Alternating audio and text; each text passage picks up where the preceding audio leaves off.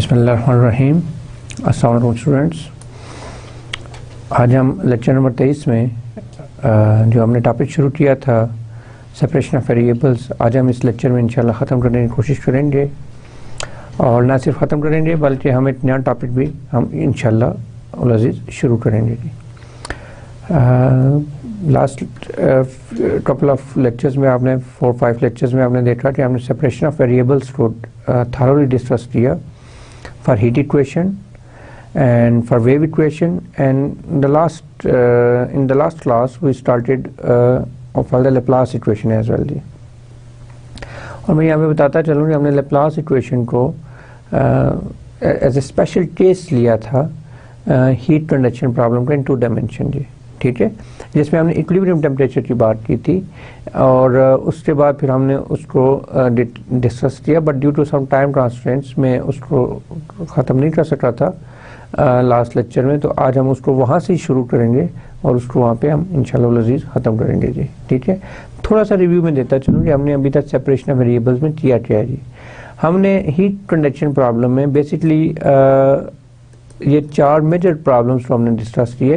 Rod with insulated and points, rod with mixed homogeneous boundary conditions, rod with an end point in zero temperature medium, and the heat conduction in a thin uniform circular ring, which is a very important in practical point of view जी, ठीक है। ये बड़ा important था और इंशाल्लाह जब आप आगे इंजीनियरिंग या जैसे भी फील्ड में जाएंगे तो आपको ये बहुत ज़्यादा आपको मिलेगा, इसमें वेरिएशन मिलेगी। Heat conduction in a thin uniform circular ring जी। Then we discussed the wave equation, and in the wave equation we discussed the 2 major topics: when the string is fixed on the endpoints and when the string is free with free endpoints, ठीक है। And then the Laplace equation को हमने discuss किया था, शुरू किया था discuss करना, लेकिन अभी हमने उसको फाइनल टचेज नहीं दिए। इंशाल्लाह इस लेक्चर में हम कोशिश करेंगे कि Laplace इक्वेशन को जहाँ पे हमने शुरू किया था वहाँ से ही हम लेके चलें और आगे चलेंगे। थोड़ा सा मैं बताता चलूँ कि हमने Laplace इक्वेशन को हमने कंसीडर किया था steady state heat conduction in 2 dimensional region. To be specific, consider the equilibrium temperature inside a rectangle, and this is a rectangle in which the size of one side is L and the size of the other side is H. When the temperature is a prescribed function of position on the boundary, then the equilibrium temperature satisfies Laplace equation. This is the Laplace equation with boundary conditions. On when x is at x is equal to 0, u of 0y is equal to g1 of y at x is equal to L. Since x varies from 0 to L, so I have for the whole line, here I should show the picture. Here you see that this is a line where y is equal to 0 in the whole line, and this is the line where x is equal to 0. So this is the line when x is equal to 0, so this is the function of u is g1 of y, is a function of y only, and similarly here when x is equal to L, it is again a function of y only. Similarly here when x is equal to when y is equal to 0 and x varies from 0 to L, so it is f1 of h and similarly f2 of h जी। तो इस problem को last time हमने यहाँ पे मैं ये बताता चलूँ f1 of h, f2 of h, g1 of y, g2 of y are given functions of h and y only। यहाँ पे मैं थोड़ा सा आपको बताता चलूँ कि बेसिकली ये जो इसका थीम था कि अब इसके ऊपर separation of variables exactly apply नहीं किए जा सकते। वाई मेथड हमने अभी तक जितना भी हमने काम किया उसमें हमारी जो बाउंड्री कंडीशंस थी वो होमोजीनियस थी। नॉन होमोजीनियस हमारे पास जो कंडीशन थी वो इनिशियल कंडीशन थी, चाहे वो वेव इक्वेशन हो चाहे वो हीट इक्वेशन हो, but now we have non homogeneous boundary condition as well, क्योंकि अब हमारे पास इनिशियल कंडीशंस तो है ही नहीं, तो जो दोनों वेरिएबल्स हैं उन दोनों के ऊपर मेरे पास बाउंड्री कंडीशंस ही होंगी। एच के ऊपर भी 2 बाउंड्री कंडीशंस हैं और वाई के रेफरेंस से भी मेरे पास 2 बाउंड्री कंडीशंस हैं, और ये चारों के चारों मेरे पास नॉन होमोजीनियस है। तो इसको मैं कैसे एड्रेस करूँ?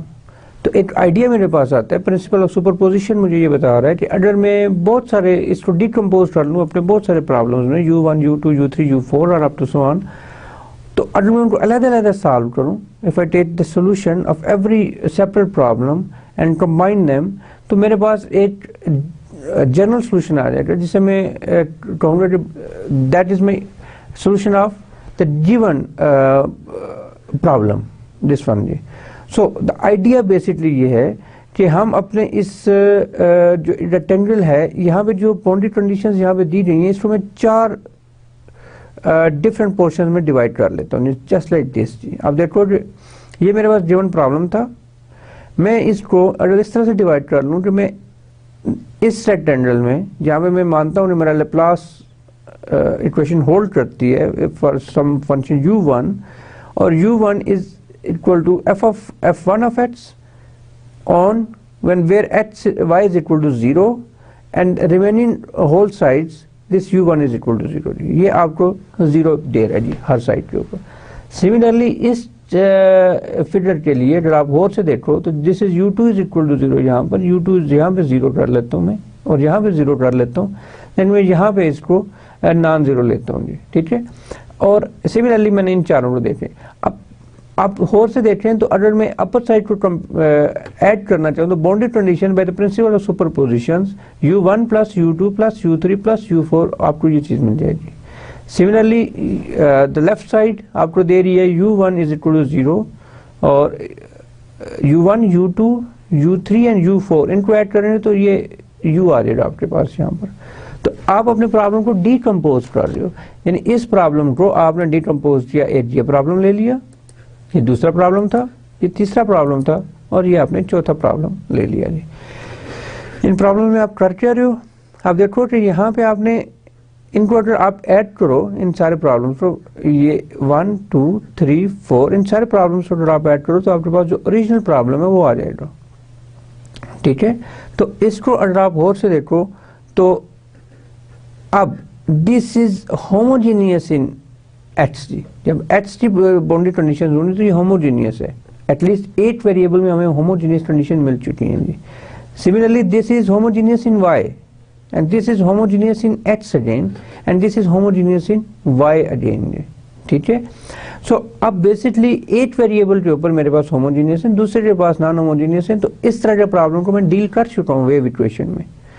जब मेरे पास टाइम के रेफरेंस से 2 डेरिवेटिव थे और एक्स जो स्पेस के रेफरेंस से मेरे पास 2 डेरिवेटिव थे, तो मेरे पास जो नॉन होमोजीनियस कंडीशंस थी वो इनिशियल कंडीशंस थी, ठीक है। बट बाउंड्री कंडीशन मेरे पास होमोजीनियस हो रही। तो अब देखेंगे ये बिल्कुल सेम पैटर्न पे चला आ रहा है, लेकिन अब मैं इसको आपको एज ए होमवर्क नहीं कहूँगा कि आप इन सबको खुद से सॉल्व करो। क्यों? क्योंकि यहाँ पे इस पर्टिकुलर इस प्रॉब्लम के लिए और पर्टिकुलर इस प्रॉब्लम के लिए मेरे पास मुझे ट्रांसलेशन करनी पड़ती है, और ये of course translation is a new word for you right now, ठीक है। ये नया लफ्ज़ है, तो मुझे पहले इसको बताना पड़ेगा कि आप अपने सोल्यूशन को किन हालात में ट्रांसलेट कर सकते हो और क्यों करते हो। लेकिन उससे पहले मैं आपको रीज़न बताऊंगा कि मैं क्यों ट्रांसलेट करना चाहता हूँ, why I am doing this. तो उस रीज़न को बताने के लिए मुझे इसको सॉल्व करना पड़ेगा। So I am going to solve only this one problem जी। बाकी तीनों प्रॉब्लम जो हैं वो मैं आपके लिए छोड़ता हूँ। That is your homework, not assignment. Assignment आपको मिलती रहेंगी इंशाल्लाह। ये होमवर्क है आपका कि, और इससे बात क्या होगा, देखिए this is u4, this is u3, this is u2, this is u1। आपको हर प्रॉब्लम को सॉल्व करना है, या इसको सॉल्व करना है तो you can get u1, this will give you u2, this will give you u3, and this will give you u4, and after with the help of applying the principle of superposition, we can achieve this the solution of this problem, that is u is equal to u1 plus u2 plus u3 plus u4. So now I am going to solve this only one problem. The given problem is partial 2u by partial x square plus partial 2u by partial y square is equal to 0. Of course I have just followed this 4. मैं इस fourth problem को address करने जा रहा हूँ। तो boundary condition मेरे पास हैं u4 of 0l is equal to g1 of y, u4 of ly। मैं अपने नोट साथ रखे हुए बजाय इससे अगर मैं इसको आगे पीछे करूँ, u4 ऑफ h0, जब y ये भी मैंने 0 रखा है, और u4 of h0 sorry h मेरा सेम रहेगा और h मेरा वेरी करता है, तो ये भी 0 हो जाएगा, ठीक है। तो ये मेरे पास प्रॉब्लम है जिसको मैंने एड्रेस करना है। अब इसका सोल्यूशन में देखने जाऊंगा तो ऑफ कोर्स जो क्लासिकल वे है वो ये है कि मैं I have to take u of X Y, this is equal to x of x and y of y. So substituting this value here, the solution, and of course this is not equal to 0, ये हमें पता है, और इसी value जब मैं यहाँ पे सब्सिट्यूट करूँगा तो I will get x double bar y plus x y double bar, इसको मैं थोड़ा सा इज इक्वल टू 0 जी, और यहाँ से आई will get minus y double bar over y, and the left side is pure function of x only and the right side is pure function of y only, so this must be equal to some constant lambda. Look, यहाँ पे मैंने plus lambda लिया, इससे पहले wave equation और heat equation लिए मैंने minus lambda लिया। क्यों लिया? जस्ट फॉर माई कन्वीनियंस, अपनी सहूलत के लिए लिया। अब ये प्लस लैम्डा इसलिए ले रहा हूँ कि यहाँ पे ये माइनस है और मेरे पास जो बाउंड्री कंडीशंस हैं, जो होमोजेनियस बाउंड्री कंडीशन है वो वाई के रेफरेंस से हैं, तो मुझे यहाँ पे प्लस चाहिए जी। तो क्योंकि अगर मैं इसको माइनस लैम्डा लेता हूँ तो ये माइनस इस माइनस को कैंसिल करके मुझे माइनस लैम्डा डाल देगा, तो मैं यूजुअल वे से हट जाऊँगा, तो उससे हटने के लिए फिर मैंने यहाँ पे लैम्डा को प्लस ले लिया। But of course in this matter lambda must be less than 0 जी, लैम्डा 0 से छोटा ही होगा जी, ठीक है। अब मैं इसको जब सिंप्लीफाई करता हूं तो I will get these two equations जी, एंड ये दो इक्वेशंस मेरे पास आ गई जी। फॉर बाउंड्री कंडीशंस बेसिकली मैं क्या करता हूं कि यू इन दोनों को यूज करूंगा, क्योंकि ये तो एक नॉन होमोजेनियस आ रही ना एच से रेफरेंस से, तो फिर मैं इसको यूज नहीं करूंगा, इसको मैं एंड पे अपने प्रॉब्लम के साथ एड्रेस करूंगा। तो बाउंड्री कंडीशंस आ रही you 4 of h0, this is 0, so x of h and y of 0 is equal to 0. x of h तो 0 हो नहीं सकता, वजह क्योंकि ये x of h 0 हो जाए तो ये 0 हो जाएगा जिसको मैंने नॉन 0 लिया हुआ है, so this implies y of 0 is equal to 0. Similarly,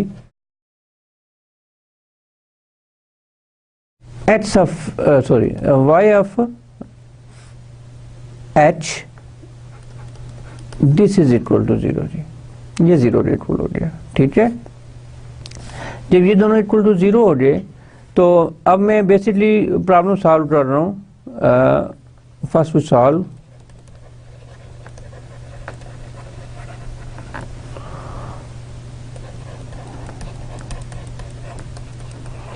is equal to 0 and the boundary condition is y of 0 is equal to 0 and y of h is equal to 0 जी। जब आपके पास ये आ जाए तो अब आप यहाँ से इसी ऑक्सिलरी इक्वेशन निकालोगे तो वो something like that D square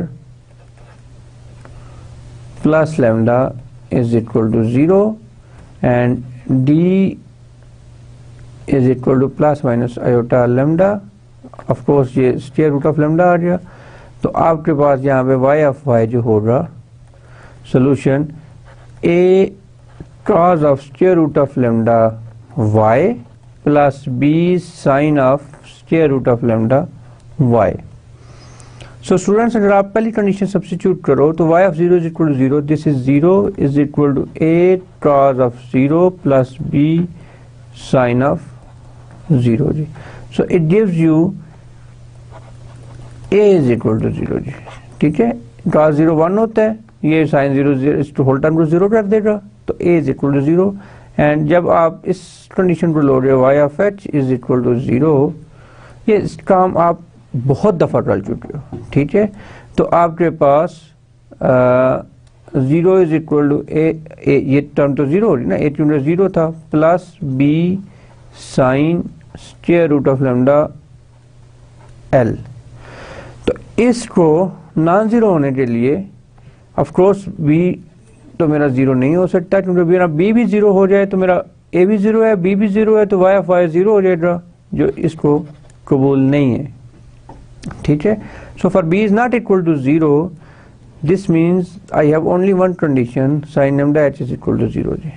और यहाँ से मैं लैम्डा की वैल्यू लिख सकता हूँ, अगर आप मुझे इजाज़त दें तो this is equal to sine square root of lambda L is equal to sine of N pi, और क्योंकि ये भी जीरो होता है और for every N varies from 1 to 3 up to so on जी, ठीक है। तो यहाँ से आपके पास lambda L is equal to N pi, not L, this should be H here. Actually practice में हमारे पास एल चला आ रहा है तो मैंने एल ही लिख लिया, तो this should be H N pi, and square root of lambda is equal to n pi over h. This implies lambda is equal to n pi over h whole square, ठीक है। जब ये आपके पास solution आ गया तो जो final solution होगा y n, उसको मैं लिख लेता हूँ y is equal to a n sin of, क्योंकि अब n इन्वॉल्व हो गया तो this is, I can write lambda को मैं अंडर रूट n लिख लेता हूँ, तो ये आ गया तो n pi over h y। So this is one solution जी, ठीक है। a n और a n इज सम कांस्टेंट हियर जी। Now come to the actual problem जी, जो था मेरे पास h के ऊपर जी, ठीक है। सो h की जो इक्वेशन है h double prime minus lambda h is equal to 0, इसको मैं स्टार 1 कह देता हूँ, इक्वेशन 1 कह देता हूँ, और लैम्डा को मैंने लेस देन 0 लिया। और लैम्डा की वैल्यू क्या है जी, लैम्डा की वैल्यू है n पाई ओवर h, तो इसको मैं लिख सकता हूँ, इसका जो सोल्यूशन होगा उसको मैं, अगर आप मुझे अलाउ करो तो m square minus lambda is equal to 0, this is equal to m is equal to plus minus lambda, ठीक है जी। और लैम्डा की वैल्यू आपके पास मौजूद है n pi over h whole square. So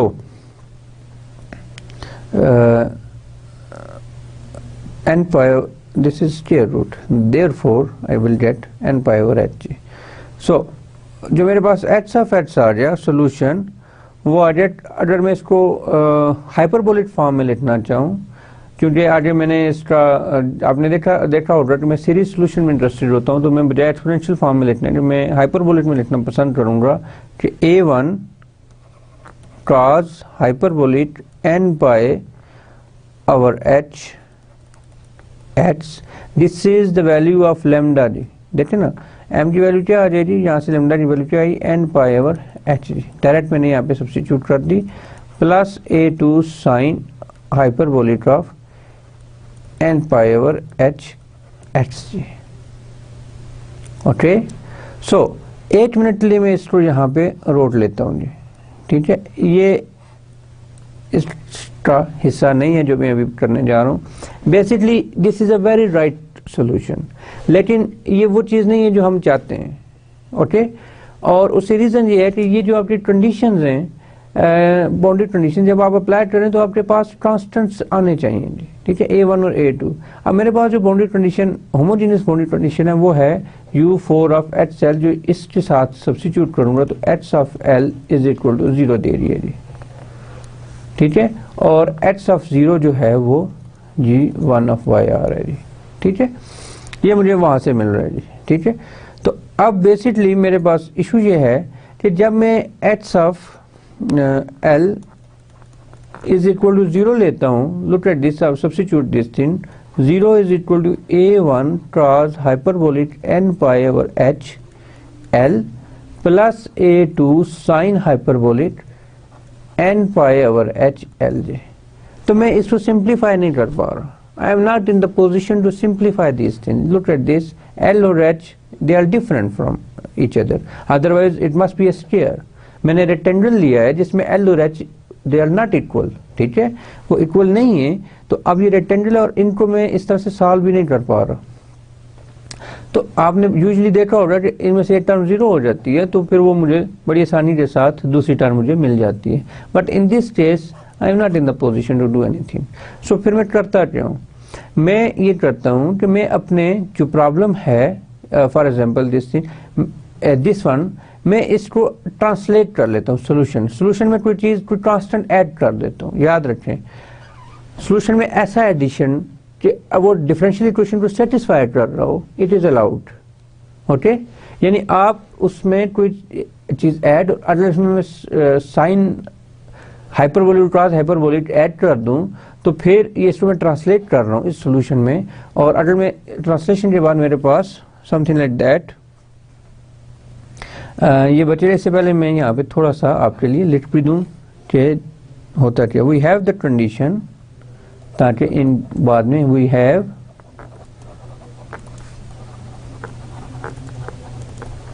the condition h of l is equal to 0 if we substitute this boundary condition। आपने देखा कि हमने सब्स्टिट्यूट किया, तो मैं सॉल्व नहीं कर सकता। कोई substitute this boundary condition, BC is for boundary condition, then we are not in the position,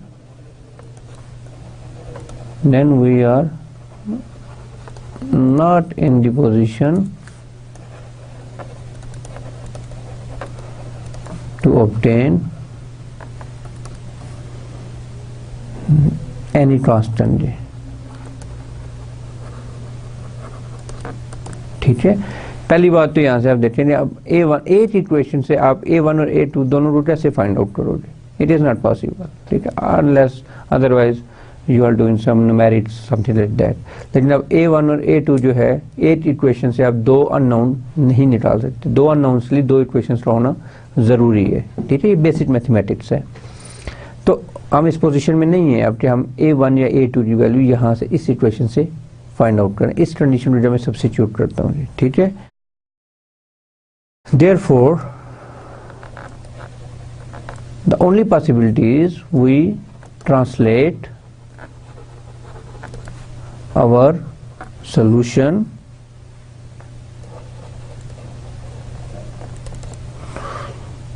by assuming that our origin is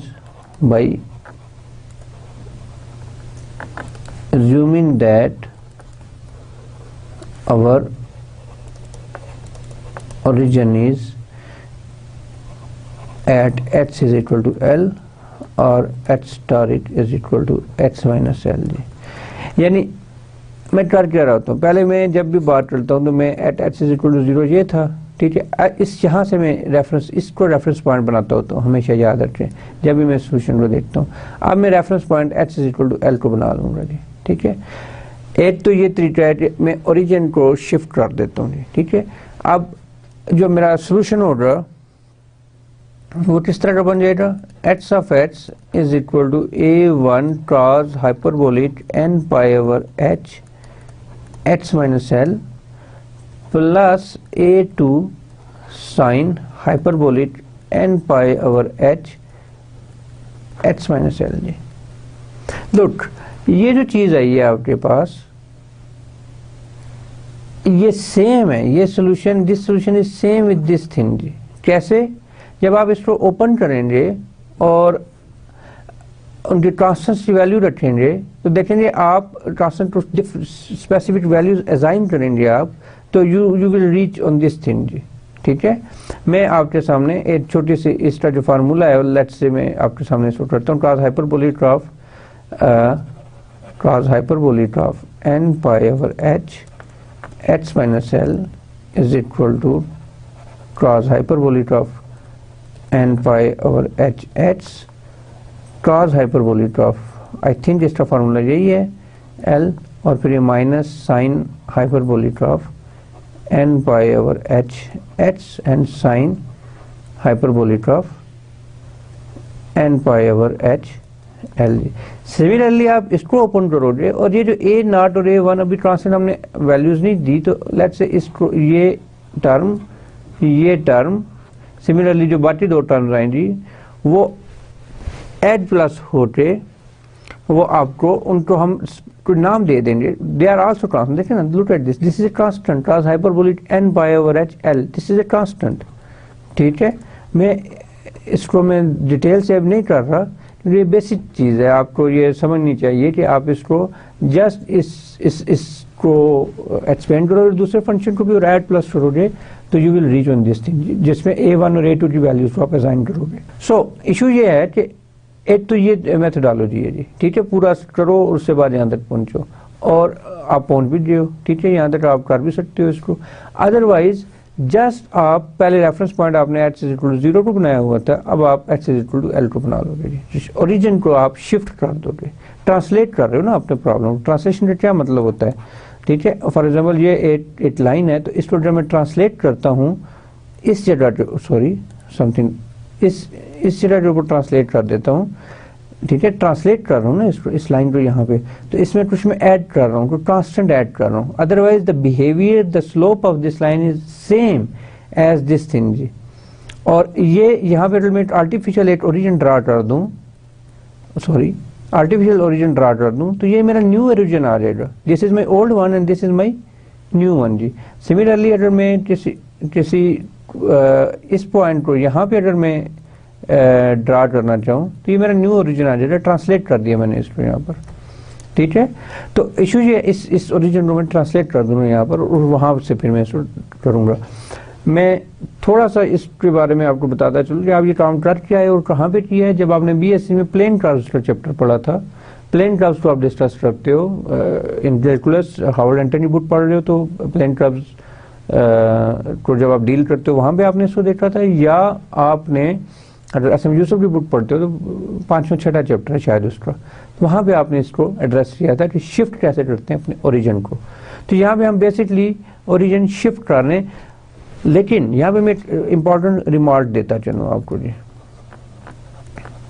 वो रिमार्क ये है कि आप कब ट्रांसलेट कर सकते हो, आप हर वर्ड ट्रांसलेट नहीं कर सकते। It is not possible to translate every time your solution from here to there.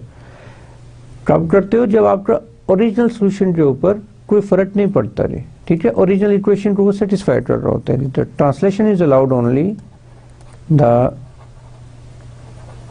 Translation is allowed only when if the differential equation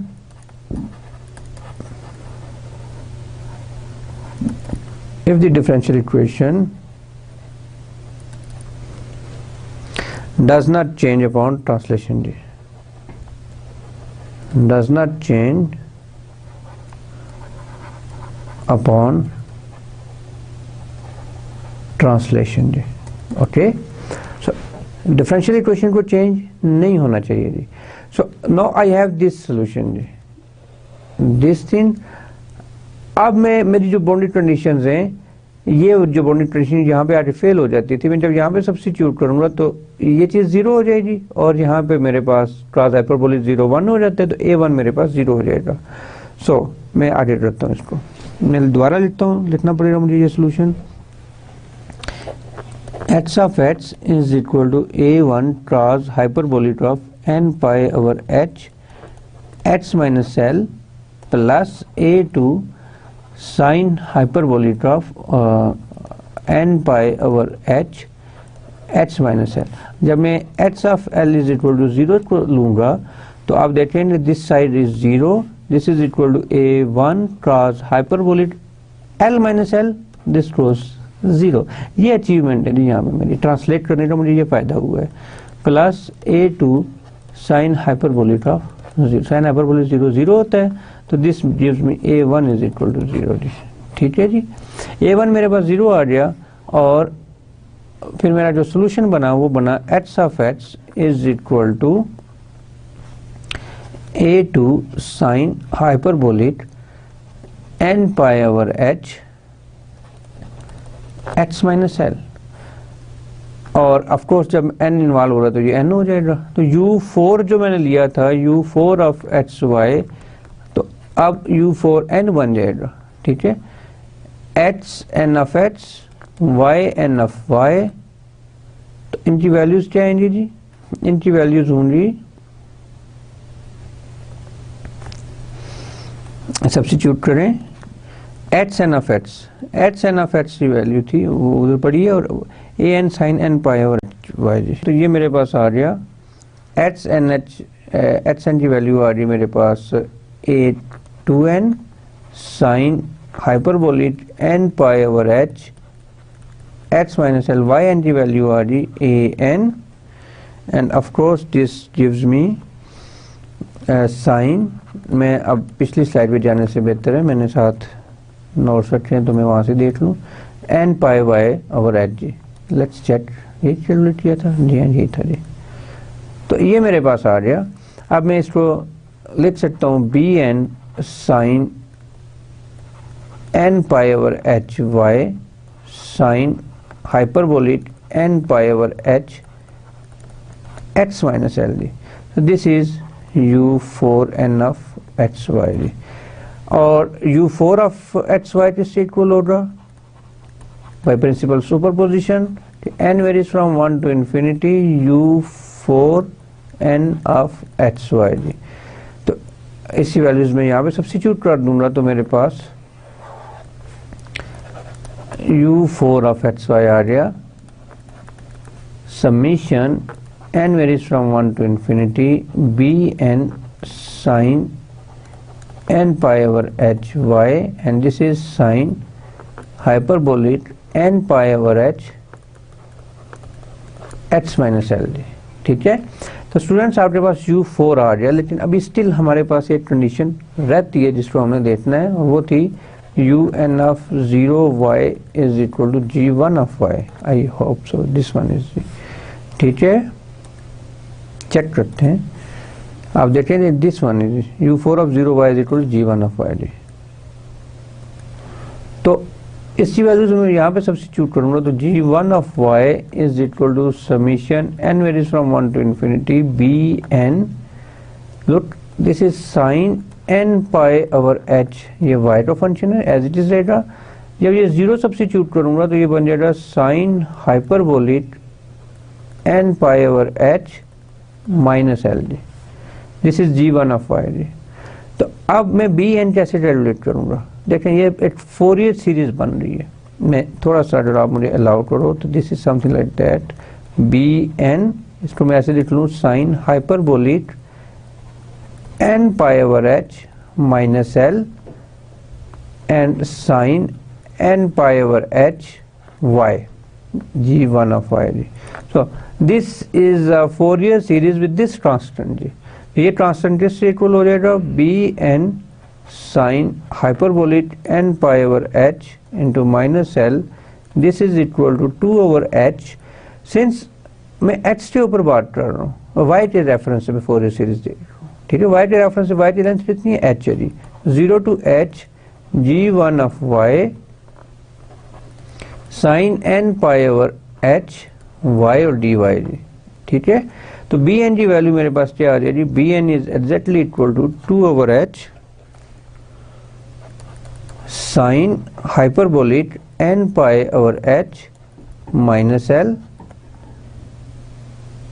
this is 2 over h and this is 0 to h integral g1 of y sine hyperbolic n pi over h y dy।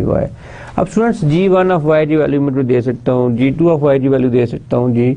अब मैं just कोई भी value दूं तो आपने just इस तरह integrate करना है इसको, तो आपके पास bn आ जाएगा, और bn की वैल्यू आपने इस सोल्यूशन में सब्स्टिट्यूट करनी है, तो ये आपका फाइनल सोल्यूशन आ गया u4 का जी। क्या हम फिनिश हो गए, माई आंसर इज नो। अभी तो u4 निकाला है, अभी तो हमने u1 u2 u3 ये भी तो निकालना है इस पर्टिकुलर क्वेश्चन के लिए, ठीक है। तो मैं सारे काउंट करने की बजाय और उसके बाद u1 u2 u3 ये आपका होमवर्क हो गया, ठीक है, ये आपका होमवर्क है। आफ्टर डूइंग होमवर्क आप u जो है principle of superposition we know that n is equal to 1 to 4 un, ये भी सोल्यूशन है जी, या दूसरे लफ्जों में u1 plus u2 plus u3 plus u4, ये तो कैलकुलेट मैंने कर दिया आपको, ये तीनों आपने खुद करने और अपने u की वैल्यू जो फाइनल u है वो मेरे पास आ रहेगा जी, ठीक है। तो ये था हमारा Laplace separation of variable to topic even. अब मैं इससे कुछ एग्जांपल्स नहीं, क्योंकि मैंने बहुत डिटेल में काम कराया हुआ, तो एग्जांपल्स मैं आपको एज ए होमवर्क दे दूंगा। असाइनमेंट के तौर पे दे दूंगा शायद, और इस तरह से ये आपने इसको लेके चलना है और इसको फाइनल बहुत सारे आपने क्वेश्चंस करने हैं जी, ठीक है। Practice makes a man perfect, ये आपको लग रहा होगा ये काफ़ी बड़े, देखें ये 2 सफ़ों का सवाल नहीं है, 3 सफ़ों का सवाल भी नहीं है, just it's a very minor question.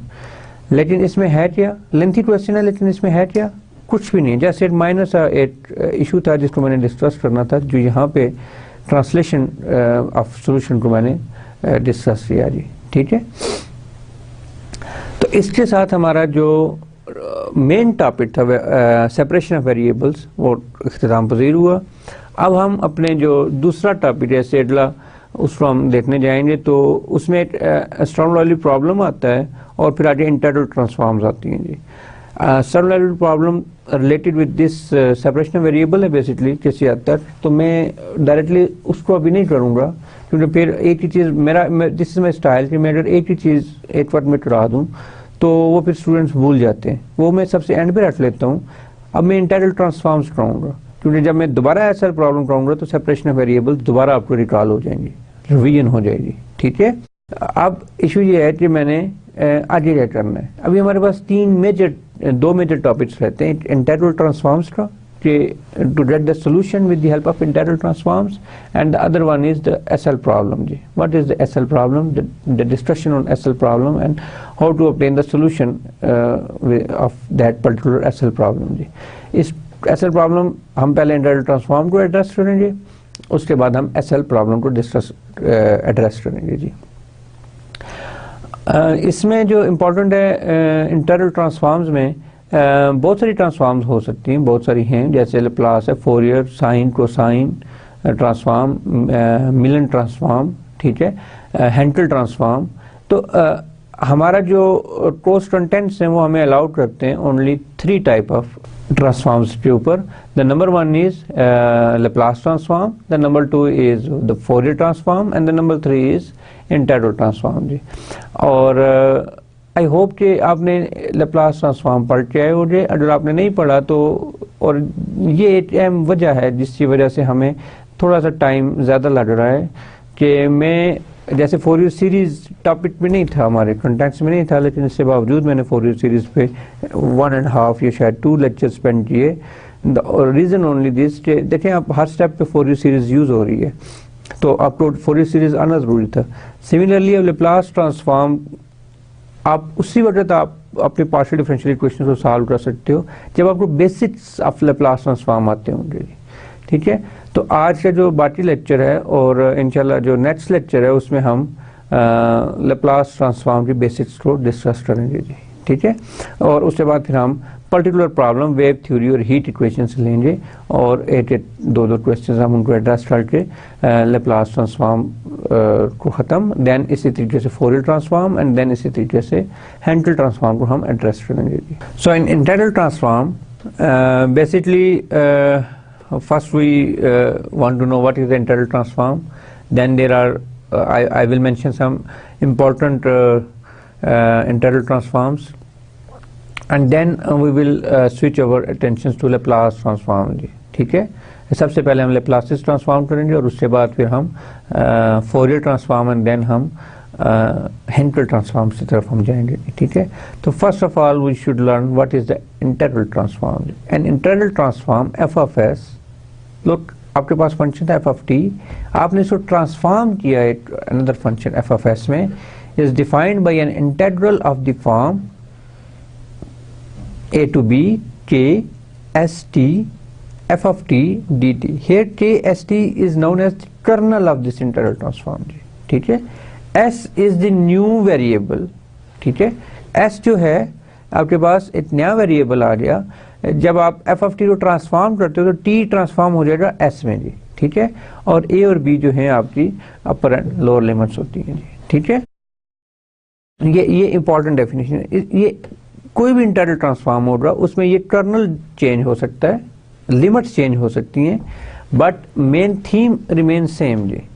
Main theme उसकी यही रहेगी कि वो a to b k of s t f of t dt is equal to f of s। आप कोई भी लोड। अब मैं अगली स्लाइड में आपको मैं शो करूँगा कि K of ST for Laplace is different, for Fourier is different, for Hankel is different, for Millen is different, और the limits are also different।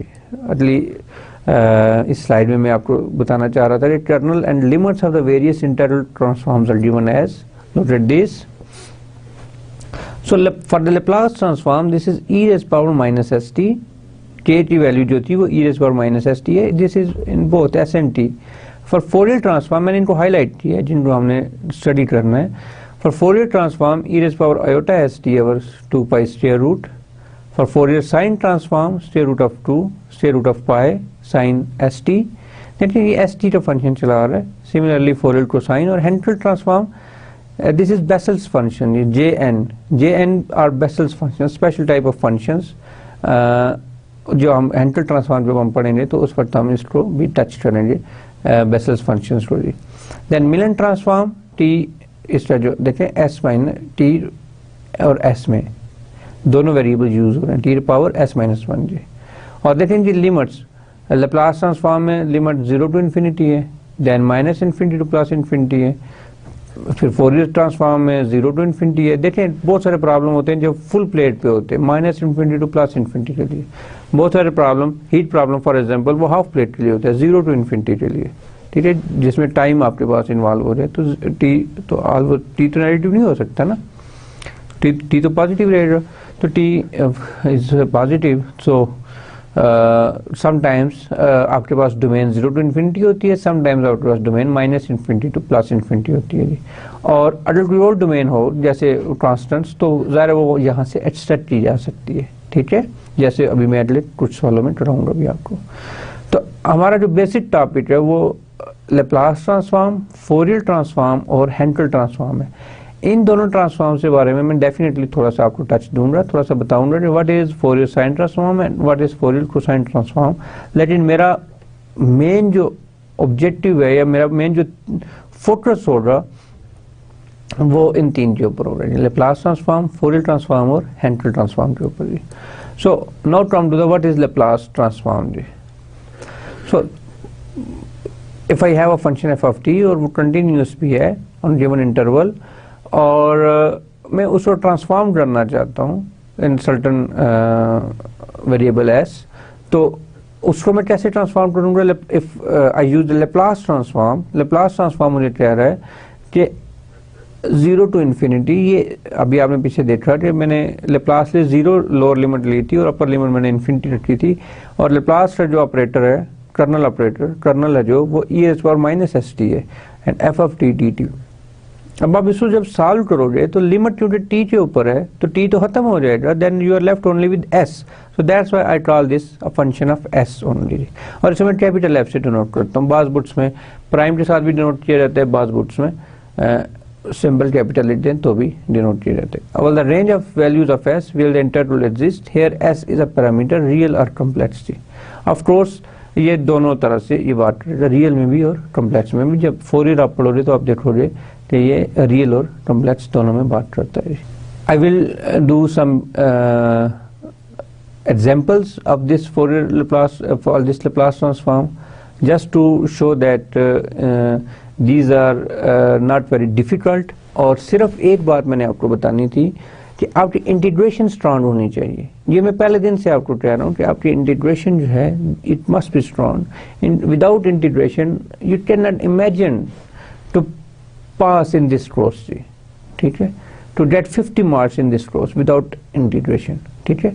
तो इंटीग्रेशन के ऊपर आप फोकस करें, it's my humble and request. और मैं इसको force भी करूँगा, आपको ऑर्डर भी दे रहा हूँ, ठीक है, हर काम कर रहा हूँ as a teacher. It's my right to give you some order as well, so it's my order to, if you don't have expertise in your integration, so please अपनी इंटीग्रेशन स्किल्स को इम्प्रूव कीजिए, okay. So अब मैं कुछ example करने जा रहा हूँ जो आपको इसके साथ कॉन्फिडेंस देंगे। ये कॉन्फिडेंस आपको ऐसा मिलेगा कि you can solve this thing जी। लैप्लास ट्रांसफॉर्म्स, मैं पहले इंतहाई सिंपल फंक्शन लेता हूँ जो आपको कॉन्फिडेंस देने, लेट्स से में कांस्टेंट है 1, इस तरह के लेप्लास ट्रांसफॉर्म होगा जी, यानी Laplace transform of 1, Laplace L is Laplace, so Laplace transform of f of t जो होता है वो होता है 0 to infinity E raise power minus S t f of T D t. ठीक है, अब लेप्लास ऑफ 1 किससे इक्वल होगा, 0 to infinity E raise to the power minus S t into 1 d t, and this is equal to nothing but 0 to infinity E raise power minus S T D T, और इसकी integration क्या होगी, e raise to the power minus S T over minus S t t के साथ integrate कर रहे हो, and limit 0 to infinity की। ठीक है, अब मैं इसको मजीद -1 ओवर एस टू में साइड पर लिख लेता हूँ, तो e raise power minus S t 0 to infinity और 1 over s e raise power minus infinity minus e raise power 0। Look, e raise power minus infinity 0 के इक्वल होगा जी। ठीक है, इफ लुक एस यहाँ पे मौजूद है, एस टी की बजाय मैंने इन्फिनिटी पुट किया, so if my s is positive तो ये whole thing क्या हो जाएगा, नेगेटिव हो जाएगा। ठीक है, so this whole thing is negative, so this goes to 0, so I am left with 1 over s, 0 minus 1, this gives me 1 over s, but s must be positive, s को positive होना पड़ेगा, otherwise s negative है, तो if s is negative then this minus into this minus makes it positive, so this goes to infinity। तो इसका finite answer के लिए s को s should be greater than 0 जी। ठीक है, लेट्स से अगर मैं लूँ एक फंक्शन लेता हूँ, तो इसका लेप्लास क्या होगा, Laplace of t this is equals to 0 to infinity E raise power minus S t into t D T.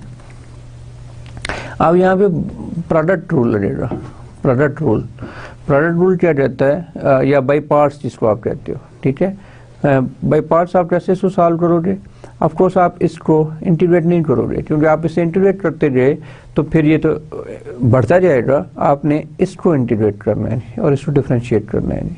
तो first function E raise power minus S T और minus S T as it is 0 to infinity minus 0 to infinity E raise power minus S T और minus S T का derivative क्या हो जाएगा 1, and this is equal to nothing, देखें अब infinity substitute करता हूँ for s is greater than 0, s is greater than 0, infinity substitute करता हूँ तो ये टर्म 0 हो जाएगी, और 0 सब्स्टिट्यूट करता हूँ तो ये टर्म 0 हो जाएगी। ठीक है, ये टर्म 0 और उधर से वो टर्म 0, तो द होल टर्म इज 0, ये माइनस और ये minus plus 1 over s 0 to infinity E raise power minus S T D T, और E raise power minus S T D T का इंटीग्रल आपने यहाँ पे निकाला तो उसकी वैल्यू क्या आई थी 1 ओवर एस टी। मैं अब डायरेक्ट वैल्यू लिख रहा हूँ क्योंकि इसको सॉल्व करेंगे तो इसका आंसर 1 ओवर एस टी, तो टोटल आंसर क्या आ गया 1 बाई एस स्क्वायर जी। That's it. अब अगर मैं let's say to solve exponential में मैं ले लेता हूँ e raise power a t, तो इसका लेप्लास क्या होगा, Laplace of e raise power a t this should be equal to 0 to infinity, जो फार्मूला है e raise power minus S t जो कर्नल है लेप्लास का, और function as it is d t. ठीक है, और ये आप प्लीज इनको फोकस कीजिए, these are also included in your exam, although these are not included in your contents but this is included in your exam जी। ठीक है, तो इनको आप हो से देखोगे जी। So 0 to infinity e raised power minus s minus a t dt, मैंने कॉमन ले लिया, बेस सेम थी तो पावर ऐड हो जाएगी, ऐड होंगी तो माइनस कॉमन लूँगा तो माइनस एस माइनस ए आ जाए, इसे इंटीग्रेट करूँगा तो e raise power minus S minus a divided by minus into s minus a 0 to infinity, and the same argument. अब क्या होगा, ऑफकोर्स यहाँ पे टी भी था, इन्फिनिटी सब्स्टिट्यूट करूँगा तो क्या आंसर आएगा, अगर s माइनस ए पॉजिटिव है, if s minus a is positive या s is greater than a, तब तो ये 0 हो जाएगा, otherwise it should be equals to infinity. ठीक है, तो इसको फॉर दिस पर्टिकुलर केस मैं इसको यहाँ पे रखता हूँ, तो दिस इज 0 मोमेंट, इसको मैं ट्रांसलेंट बाहर रख लेता हूँ, माइनस एस माइनस है, this is 0 minus lower limit e raise power 0 जी, e raise power 0 1 minus 1 over s minus a into minus 1, this is equal to nothing but 1 over s minus a, Laplace of e raised power a t। और अगर आप मुझे allow करो तो मैं इसको directly लिख सकता हूँ, Laplace of e raised power minus a t क्या होगा, 1 over s plus a। ठीक है, तो ये जो इस तरह से आप किसी भी फंक्शन का अगर मैं आपको बोलूँ कि आपने उसका लेप्लास लेना है, तो आपके लिए उसका लेप्लास लेना कोई इतना बड़ा इशू नहीं होना चाहिए। ठीक है, अब मैं ट्रिग्नोमेट्रिक फंक्शंस लेता हूँ, नेक्स्ट स्लाइड पे चला जाता हूँ, यहाँ पे जरा थोड़ी कम पड़ जाएगी। तो ट्रिग्नोमेट्रिक फंक्शंस में लेता हूँ cos of A t and sine of A t जी, let's say cos of A t और साइन ऑफ ए टी, इनको मैं सॉल्व करता हूँ जी। द वन थिंग इज, देखें मेरी कोशिश है कि मैं अपनी लाइफ को इजी करूं। इजी करने का मतलब ये है कि अब मैंने एक्सपोनेंशियल में लिया है ना, e raise power a t में, तो अगर मेरा क्वेश्चन ट्रिग्नोमेट्रिक क्वेश्चन कन्वर्ट हो जाए इस शेप में, तो फिर मेरे लिए ज़्यादा इजीली इंटीग्रेट करना उससे आसान होगा। अब देखें Laplace of cos of a t, जब मैं इसको इंटीग्रेट करता हूँ 0 to infinity e raise power minus S t cos of A t D t. एक तो ये मेथड है कि मैं इसको एज इट इज़ लेके चलूँ और फिर इसको सॉल्व करूँ, और उसका तरीका का ये होगा कि मैं इसको इक्वल्स टू आई रखूँ और लेट्स से इसको मैं ऐसे आई टी को रखूँ 0 to e raise power minus S t cos of A t D t. ठीक है, और इसको फिर मैं सॉल्व करूँ, एक दफ़ा इंटीग्रेट करूँ, फिर दूसरी दफ़ा इंटीग्रेट करूँ, और फिर इस आई की हेल्प से उधर भी एक आई आ जाएगा, यहाँ पे भी एक आई मेरे पास आएगा, उस आई को इसके साथ मिला के मैं इसको सॉल्व करूँ। आई कैन डू दिस, लेकिन इसमें क्या इशू है, लेंथी है, हल्दी के चांसेस ज़्यादा हैं। आप इसको इट्स एज ए होमवर्क आप इसको जारी कीजिए, लेकिन मैं यहाँ पर एक और टेक्निक में आपको बताने लग रहा हूँ जो एक थोड़ी सी शॉर्टकट है कि this is cos of A T complex numbers में अगर आप गौर करो तो दिस इज इक्वल टू, बल्कि अगर आप ऑयलर फार्मूला याद करो, e raise power iota a T किससे इक्वल होता था, cos of A t plus iota sine of A t. तो cos ऑफ ए टी क्या होगा, e raise power iota a t plus minus iota a t divided bye 2, this is cos of A t जी। अब इसी value की बजाय मैं ये substitute कर दूंगा और यहाँ पे मैं लिख लूँगा कि real value of this thing जी, इस चीज़ जो रियल वैल्यू होगी वो मुझे चाहिए, या इसकी जो रियल वैल्यू है बजाय ये सारा करने के, ये तो एग्जैक्टली स्टेट को आ गया ना, तो मैं बजाय स्टेट ऐसे लिख लूँगा 0 e raise power minus S T e raise power iota a t D T. इसका क्या मतलब है, e raise power iota a T लिखा है, इसका मतलब क्या है, इसका मतलब एग्जैक्टली ये है कि इस रियल बाय मैंने लिख लिया, तो इसका जो रियल पार्ट है बस मैंने वो पिक करना है। ठीक है, तो ये रियल अब साथ चल रहा है, this is 0 to infinity e raise power minus S minus iota a t D t, इसको इंटीग्रेट करूंगा real as it is e raise power minus S minus iota a t divided by minus S minus iota a 0 to infinity. अब मैं value substitute करता हूँ, infinity substitute करूँगा तो ये 0 हो जाएगा, 0 सब्स्टिट्यूट करता हूँ तो ये 1 हो जाएगा, 0 minus 1 over minus S minus iota A जी। ठीक है, and this is equal to nothing but real of 1 over S minus iota A, and this is equal to, अब मैं इसको सिंप्लीफाई करता हूँ, 1 over S minus iota A multiply by, अब इसका रियल पार्ट में कैसे लूँगा जब फ्रैक्शन में आ जाए, तो ये बेसिक थ्योरी है एफएससी में कि मैं इसको s plus iota A divided by s plus iota A जी। ठीक है, रैशनलाइज कर लूँगा तो मेरे पास नीचे से आयोटा ख़त्म हो जाएगा और मैं इसको लिख सकता हूँ, this is s plus iota A divided by s square minus iota square A square real of S plus iota A divided by s square plus A square. और क्योंकि मैं रियल की बात कर रहा हूँ, मैं सिर्फ रियल पिक करूंगा, तो रियल की वैल्यू क्या है, S over S square plus ए स्क्वायर। ठीक है, अब देखें कितना आसान इंटीग्रेशन हो रही है मेरे पास। मैंने जस्ट 8 स्टेप किया, that's why it looks like lengthy, लेकिन अगर आप प्रैक्टिस हो रही तो आप 2 स्टेप्स में इसको ऐसे परे मार दोगे। ठीक है, so this is S over S square plus A square, so Laplace of cross of A T आ गया। तो Laplace of sine of A T क्या होता है, वो imaginary value of this whole thing हो जाएगी, नजर आ रहा है यहाँ से, वो इमेजिनरी वैल्यू हो जाएगी। तो इमेजिनरी वैल्यू क्या है, मैं यहाँ से देखें ए ओवर एस स्क्वायर प्लस ए स्क्वायर, तो Laplace of sine of A t जो होगा वो ए ओवर एस स्क्वायर प्लस ए स्क्वायर जी। अगर आपको नहीं समझ आया तो दिस इज योर होमवर्क जी, क्योंकि कॉज ऑफ ए टी जी बिल्कुल ये एक जैसा ही, जैसे कॉज ऑफ ए टी है वैसे ये साइन ऑफ ए टी होगा जी। Now come to the very next problem, hyperbolic function जी। ठीक है, कि हाइपरबोलिक फंक्शंस को आप कैसे डील करते हो जी। मैं हर एक से उठा के सवाल करा रहा हूँ ताकि आपको आसानी हो जाए और आप इसको कर सको जी। ठीक है, हाइपरबोलिक फंक्शन में let's say Laplace of cos of hyperbolic a t, आपने इसको देखना है। तो cos of hyperbolic a t जो होता है वो होता है e raise to the power a t plus e power a t divided by 2 जी।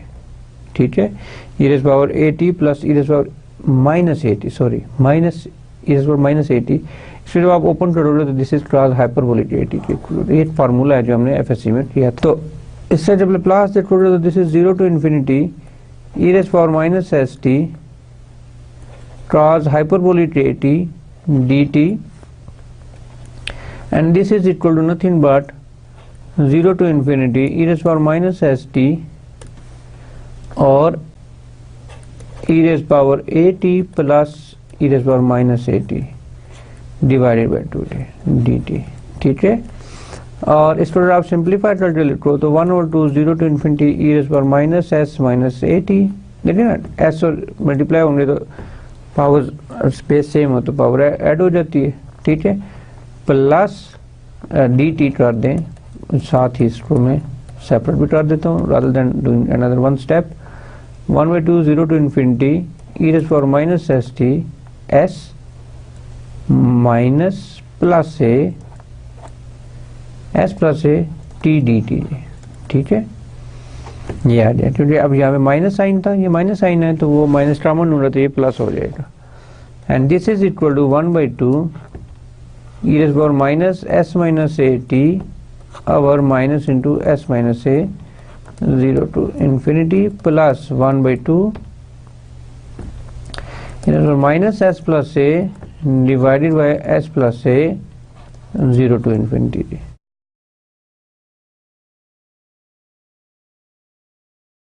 अब आप लिमिट सब्स्टिट्यूट करें, अपर लिमिट सब्स्टिट्यूट करें तो इन्फिनिटी इसको 0 बना दे रही है, provided s minus a is greater than 0, तो 1/2 into 0 minus into 1 over minus S minus a plus 1/2 0 minus 1 over s plus a जी। और ऑफ कोर्स यहाँ पे एक माइनस साइन भी मिस किया है मैंने। ठीक है, तो ये माइनस साइन जी, ये माइनस माइनस प्लस हो जाएंगे तो 1/2 कॉमन ले लें 1/2 तो 1 over S minus a plus 1 over s plus a जी। इसका एलसीएम लें 1/2, देखें एलसीएम आएगा s square minus a square, तो this is s plus a और प्लस एस माइनस ए जी। कैंसिल हो जाए 2s 2 कैंसिल हो जाए तो this is something like that s over S square minus a square जी। हाइपरबोलिक साइन में यहाँ पे माइनस आ जाता है जी, जबकि सिंपल जो ट्रिग्नोमेट्रिक फंक्शन है उसमें प्लस आता है जी। ठीक है, S over S square plus ए स्क्वायर जी। तो स्टूडेंट सिमिलरली आपका होमवर्क है कि आपने Laplace of sine hyperbolic a t निकालना है और of course sine hyperbolic a t जो है वो होता है e raise power a t minus e raise power minus a t over 2t। This is sine hyperbolic a t. ठीक है, ये आपके पास ये आ गया। अब इसके बाद जो नेक्स्ट इम्पॉर्टेंट चीज़ है जिसको हमने एड्रेस करना है वो है टी को पॉलिनोमियल आ जाता है आपके पास, उसकी power, let's say Laplace of t power n जी पावर। ये कैसे आप कैलकुलेट करोगे? ठीक है, इसका क्या, जैसे टी क्यूब का लैप्लास क्या होगा, असल में मैंने हर एक को एड्रेस किया है। जैसे एक्सपोनेंशियल को एड्रेस कर लिया, ट्रिग्नोमेट्रिक को कर लिया, हाइपरबोलिक को कर लिया, अब हम पॉलिनोमियल को देखने जा रहे हैं। ठीक है, Laplace of t power n. तो Laplace of t power n is nothing but 0 to infinity e raised power minus s t t power n dt, and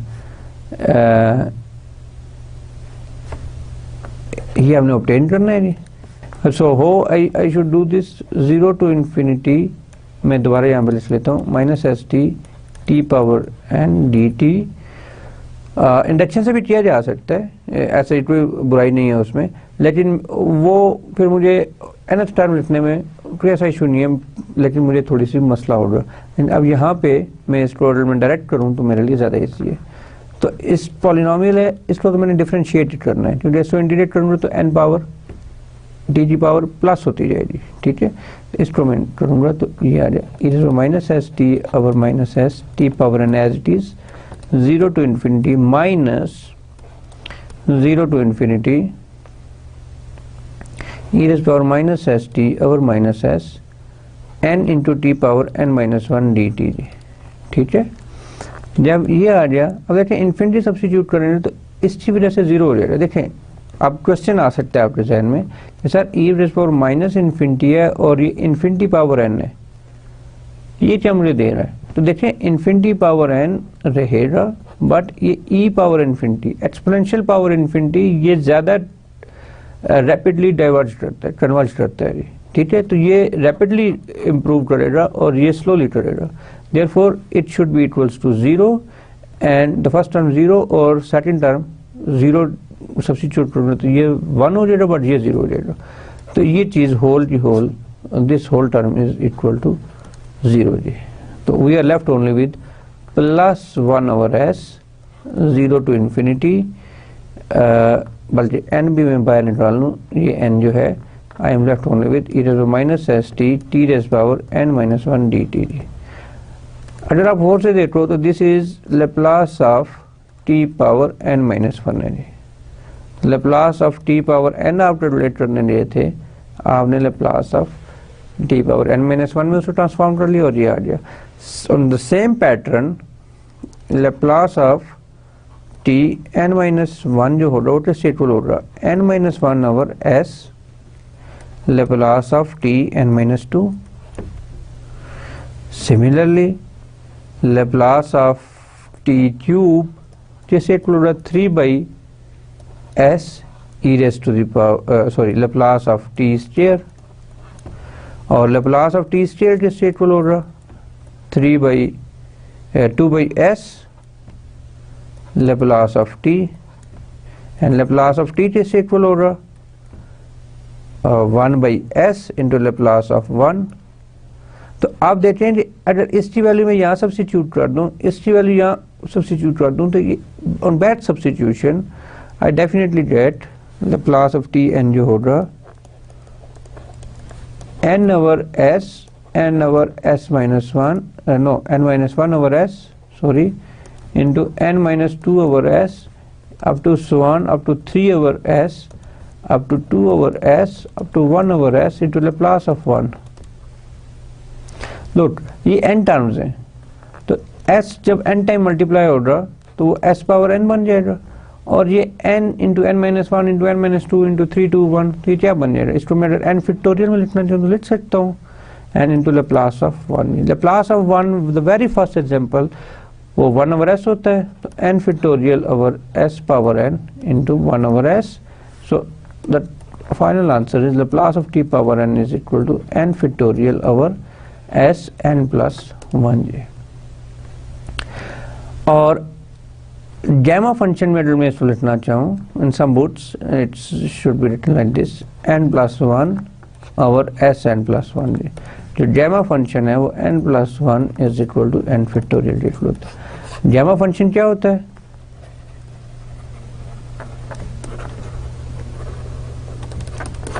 homework, ठीक है। आप वेब खोलो, जस्ट गूगल करो इसको गैमा फंक्शन, तो आपके पास बहुत अच्छा लिटरेचर मिल जाएगा इसके ऊपर, ठीक है। और इसे कहना जरूरत होती है दिस इज योर होमवर्क जी। और जब मैं होमवर्क की को बात कर रहा होता हूँ दिस इज योर होमवर्क, तो इसका मतलब है कि वो आपसे पूछा जा सकता है, उससे कोई नंबर हो सकता है, मैं आपसे पूछ सकता हूँ गैमा फंक्शन के बारे में आप क्या जानते हो, ठीक है। तो क्योंकि आप एमएससी में हो तो आपको हर चीज़ सामने नहीं दी जा सकती, कुछ चीज़ें को आपने खुद भी करना है, ठीक है। तो जैसे गैमा फंक्शन है इसको आपने खुद एड्रेस करना है जी। और इसके बाद पॉलिनोमियल की बाद हम बात करते हैं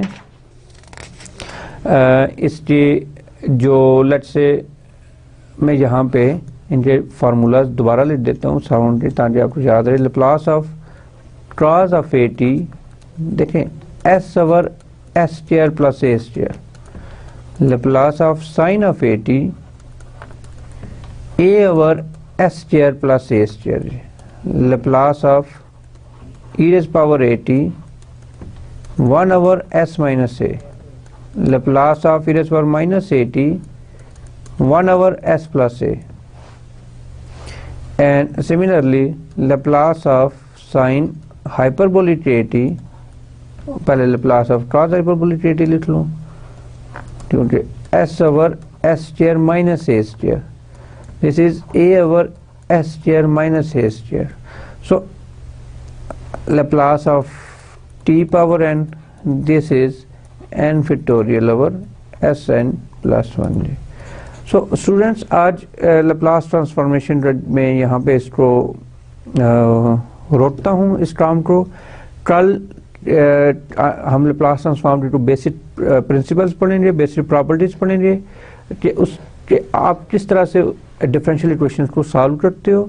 लेकिन उससे पहले हम कुछ और प्रॉपर्टीज पढ़ेंगे, जैसे लेट्स से अगर Laplace of e raise power AT cos of AT हो, cos ऑफ BT हो लेट्स से, इसका इंटीग्रल आप कैसे फाइंड आउट करोगे, ठीक है। तो इस चीज़ को भी हम एड्रेस करेंगे। ये कुछ प्रॉपर्टीज़ हैं, जब हम उनको पढ़ेंगे तो बजाय से सारी कैलकुलेशंस करने के हम बड़ी आसानी के साथ अपना जो मुद्दा है वहाँ तक पहुँच सकते हैं, ठीक है। सो आज के लेक्चर को मैं यहाँ पे रोकता हूँ। आज हम देखते हैं हमने क्या क्या किया है। आज हमने बेसिकली लैप्लास इक्वेशंस को डील किया, लैप्लास इक्वेशंस को in special case of heat conduction problem, और उसमें हमने जो डिकम्पोजिशन की थी लास्ट लेक्चर में उसको हमने कंप्लीट किया, उसका सोल्यूशन फाइंड आउट किया है, और उसके साथ हमने कंप्लीट कर लिया अपना separation of variable to topic, ठीक है। इन द वेरी नेक्स्ट इस पे हमने सोचा कि इसको बजाय असल प्रॉब्लम शुरू करने के मैं इंटीग्रल ट्रांसफॉर्म करूँगा आपको, क्योंकि अभी आप इंटीग्रेशन से फिर थोड़े पीछे हट रहे हो।